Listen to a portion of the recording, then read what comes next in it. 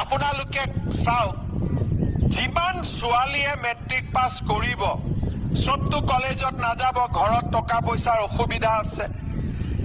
এইবাৰ আমি বিনামূলীয়া নামভৰ্তিও কৰি দিম আৰু কলেজত যোৱা ছোৱালীজনীৰ বেংক একাউণ্টতো মামাই 10,000 টকা সোমাই দিব। আৰু যিজনী ছোৱালী ডিগ্ৰীত নাম লগাব, তাইক 12,500 টকা সোমাই দিব। আৰু যোনে বিশ্ববিদ্যালয়ত পঢ়িব, সেই ছোৱালীজনীক 25,000 টকা আমি বেংক একাউণ্টত দিম।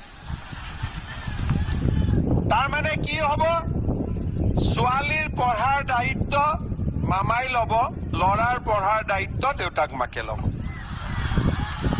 হ'ব নে ল'ৰাটোৰ ময়ে ল'ব লাগিব? মই আকৌ ল'ৰাকেইটাৰ পুলিচ চাকৰি দায়িত্বটোহে লৈ আছিলো যে জুলাইত দৌৰক বুলি সিহঁতে। হয়নে নহয়? কি বেটা কি কৈ আছ? তহঁতক দিব লাগিব, তহঁতক বুলেটে দিব লাগিব। ছোৱালীক স্কুটি দি তোক বুলেট দিব লাগিব। ৰহ,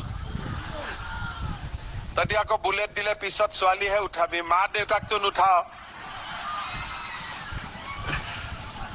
যি লৰাই কবি যে আমাৰ বুলেটৰ পিছত আমাৰ মা উঠিব, ই বুলেট পাব, কিন্তু কোনে উঠাব কথা কম।